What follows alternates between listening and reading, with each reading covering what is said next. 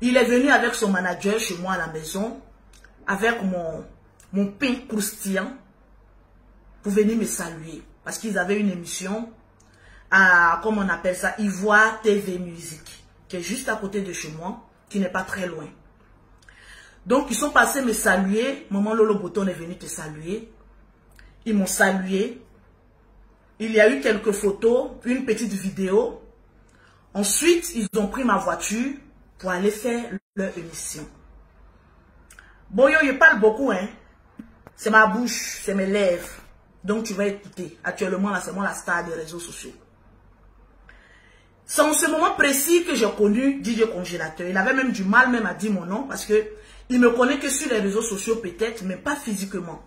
Parce que pour toutes les personnes qui me voient physiquement, tombent sur mon charme. Mais bref, je ne vais pas me lancer les fleurs. Hormis ça, il n'y a plus de contact parce que je ne suis pas dans le milieu artistique. Même si mon chéri est dans le milieu artistique, moi je ne suis pas dedans. Je ne connais pas le monde et je n'en ai rien à foutre. Parce que moi je suis une chef d'entreprise. Je sais gérer des agences de transfert d'argent et les soirs compter des millions. C'est tout ce que moi je connais. J'ai appris comme vous sur les réseaux sociaux, bonsoir à tous ceux qui viennent d'arriver, ce qui est en train de se passer avec DJ Congélateur. J'ai vu mon pain croustillant rentrer dans tous ses états, parler de police, de convocation et autres. En tant qu'une bonne épouse, il faut demander à son chéri qu'est-ce qui se passe. Parce que je connais un peu le tempérament de mon pain croustillant. Donc quand il est dans ces choses-là, il faut aller doucement. C'est ça qu'on appelle la moitié d'un homme. Quand il est rentré, je lui ai posé la question. Qu'est-ce qui se passe? Il a essayé de m'expliquer un peu ce qui est en train de se passer. Que voilà, hier nuit, on m'a amené une vidéo de DJ Congélateur disant que il ne veut plus travailler avec son manager parce qu'il y avait des coups. Tout d'abord, j'ai tiqué. Parce que je sais que dans le milieu de showbiz, mon chéri peut être aimé et peut être en même temps détesté. Étant donné que nous sommes dans une love story, il y a beaucoup de personnes qui n'ont pas vu ça venir et qui sont prêts à tout pour le nuire. Donc le premier conseil que je lui ai donné, je dis fais attention. L'affaire-ci ne te concerne ni de près, ni de loin. Il faut aller doucement. Parce que tu es un peu trop, comment on appelle ça, dans cette histoire-là, un peu trop à fond. Il a dit non, j'ai vu une injustice. Il faut que j'en parle. Anyway, le lendemain soir, on était en plein live TikTok. Et puis il y a Manaja qui a appelé. Manaja confirmé qui a appelé. Qu'il allait au village. Et que là-bas, il y a eu des problèmes parce que il y a eu des problèmes avec la gendarmerie. Mais il était en route pour revenir, qu'il veut voir mon chéri. Pour qu'il puisse l'aider à trouver une solution dans tout ce qui est en train de se passer là. Moi-même, j'ai dit à mon chéri, c'est pas la peine même de le recevoir dehors. Mais je pense qu'il avait raison. Qu'il vienne à la maison, parce que c'est pas des crocs chiens. Et puis, il va venir en parler. Parce que moi, je n'étais pas au milieu. Mais j'avais envie de savoir. Parce que tout ce qui touche mon pain croustillant, que je le veuille ou pas, c'est obligé de me toucher. La preuve, j'ai été obligé d'être dedans. Parce qu'on ne forme qu'un maintenant. Mettez-moi les cœurs, s'il vous plaît. Mais il a reçu dehors, au Carrefour Bluetooth. Les deux ont parlé, ils ont fait une directe. Moi, j'aurais préféré qu'il soit là chez moi à la maison pour pouvoir bien voir clair dans cette histoire-là. Mais ils ont réglé ça dehors. Il a demandé à mon chéri qu'il trouve une solution et tout ça. J'ai dit, mais si vous voulez trouver une solution, tu dois trouver une solution. Trouvez une solution. Sans cela que le lendemain, je suis sorti pour faire une direct, un premier direct. Et dans le direct, j'ai dit que Congélateur et DJ Manaja sont comme des frères Dalton. Ils n'ont pas intérêt à se diviser. Ils n'ont qu'à trouver terrain d'entente et puis ils n'ont qu'à travailler ensemble. C'est de ça qu'il s'agit. Le soldat, c'est pas pour toi que je parle, hein. Je parle pas aux pauvres, moi. S'il te plaît, je parle à mes abonnés qui me défendent. C'est à eux que je fais ce live-là. Sinon, les pauvres lots en bas des maniocs, je n'ai pas le temps pour vous. Voilà, je parle à ceux qui me défendent dans les commentaires, bec et ongles. Et ça sera mon dernier direct en prononçant comment on appelle ça, le nom de Djidio Congélateur. Mais, je vous l'octroie, donnez-moi de l'audience encore en plus pour que j'ai encore une grosse monétisation. Donc, vous êtes les bienvenus aussi, les croque-morts aussi. Je suis une businessman, woman. Donc, le lendemain, je fais une direct. Et dans le direct, je donne les parts de tout un chacun. Le même soir, je vois que mon chéri m'appelle. Il me dit, ah bébé, on vient de m'appeler pour me dire qu'il y a une réunion chez le producteur, c'est-à-dire celui qui finance Djidio Congélateur. Mais comme moi, les gens essayent de gâter mon nom, je n'y vais pas. Je ne veux même pas aller là-bas. J'ai dit, ah non, je ne peux pas dire ça. Ils sont en train de faire une réunion. Ça a commencé avec toi. C'est toi qui es au devant. Tu viens me chercher. Parce qu'il faut qu'il y ait quand même une voix féminine pour essayer de calmer les choses. Il dit non, peut-être que la réunion est déjà finie. Je dis, c'est pas grave. Tu viens me chercher et on part à la réunion. Je vais écouter ce qui se passe là-bas. J'arrive à la réunion. Je me rends compte qu'ils ont déjà fini de régler le problème. La photo où vous avez vu Djidio Manaja en genou, il est là, il n'est pas encore mort. Il touche du bois. Il est là encore pour longtemps. Cette photo a été prise, moi et mon chéri, mon père croustillant, on n'était même pas présents. Où il se mettait à genoux pour demander pardon à Djidio Congélateur. On n'était même pas présents. Quand on est arrivé, il y avait déjà une tension. Mon chéri m'a dit, mais toi, Manaja, tu m'as dit de venir régler le problème. Et tu t'en vas sur une chaîne télévisée aller faire des déclarations. C'est que tu ne veux pas qu'on règle le problème. Donc, asseyons-nous, faites-moi le point de ce qui s'est passé. Vous avez trouvé quel accord? Il y a eu beaucoup de tensions. Et même dans ces tensions-là, Manaja a voulu encore se remettre encore à genoux.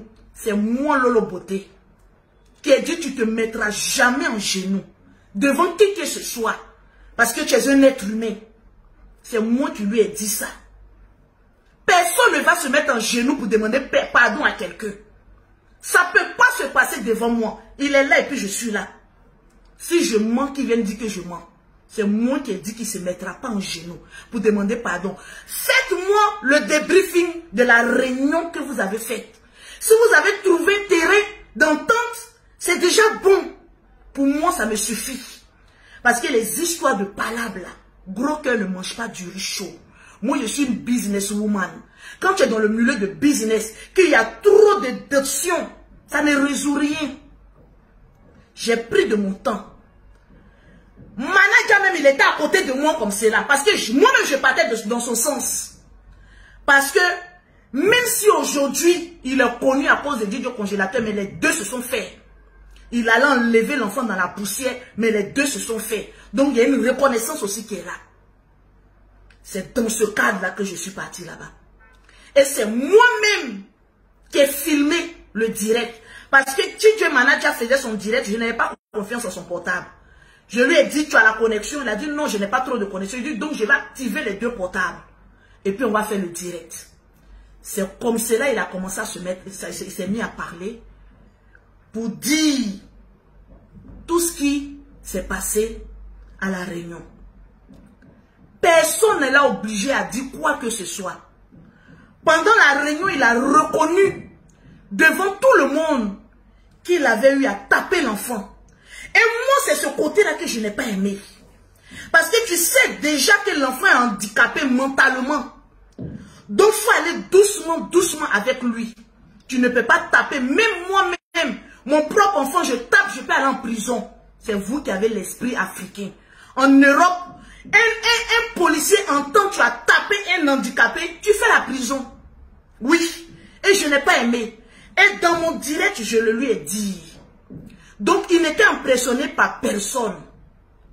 La seule chose qu'il n'a pas voulu, il a dit simplement que lui ne se voit pas vivre dans une maison sans son protégé Didier congélateur. J'ai dit, mais vous avez déjà trouvé terrain d'entente. Vivre avec l'artiste ou pas, en quoi est-ce que ça peut empêcher le travail? Voilà d'où vient mon énervement de mon dernier direct, où j'ai parlé fort. J'ai dit, mais non. Si tu veux travailler avec l'enfant, tu ne peux pas mettre une condition que forcément, tu veux toi-même vivre avec l'enfant, étant donné que ce monsieur-là dit ne veut plus vivre avec toi.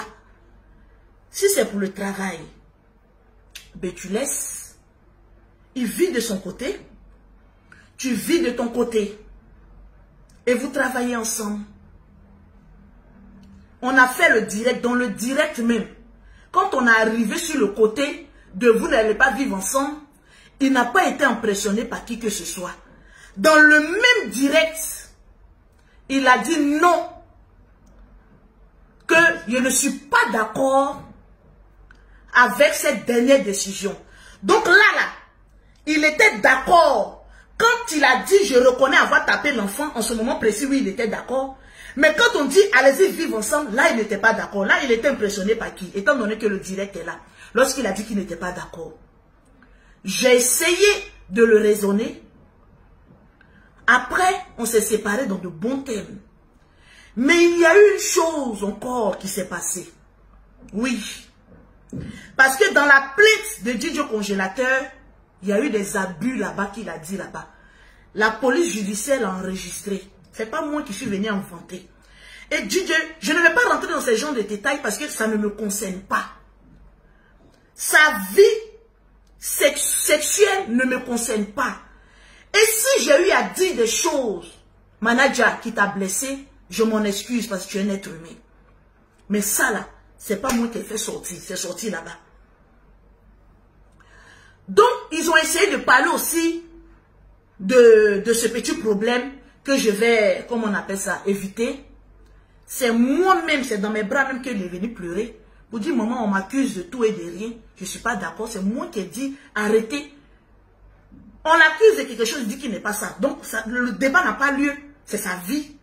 Et on est quitté dans ça. Le lendemain, je faisais un live. Et dans le même live, après être tombé d'accord que chacun va vivre de son côté, mais travailler ensemble, il appelle dans le même live, avec beaucoup d'insistance, que je veux forcément vivre avec Didier congélateur. En tout cas, moi, je veux vivre avec mon artiste. Je veux vivre avec mon artiste. Mon direct, il est là. Moi, je ne parle pas derrière les gens. Je parle devant les gens. Oui. Partagez-moi le live, s'il vous plaît. Et mettez-moi assez de cœur. Les cœurs pour le cordon bleu. Quand il a appelé, pour dire qu'il veut forcément vivre avec Didier congélateur, j'ai compris que il n'y aura pas de solution. Parce que l'enfant ne veut pas vivre avec lui. Lui aussi ne veut pas se détacher de l'enfant. Donc il n'y aura pas de collaboration. Le même soir, la même personne qui s'occupe de Didier congélateur nous appelle pour nous dire que le manager est passé à son bureau pour dire que lui ne veut plus travailler. Avant l'émission, avant l'émission de People Polémique, nous on avait déjà l'information. Il a dit que lui ne veut plus travailler avec l'enfant le même soir et que lui, il aimerait que le même producteur le produit et qu'il soit égérie de sa marque. C'est comme cela que je suis rentrée dans une colère pour dire, mais non,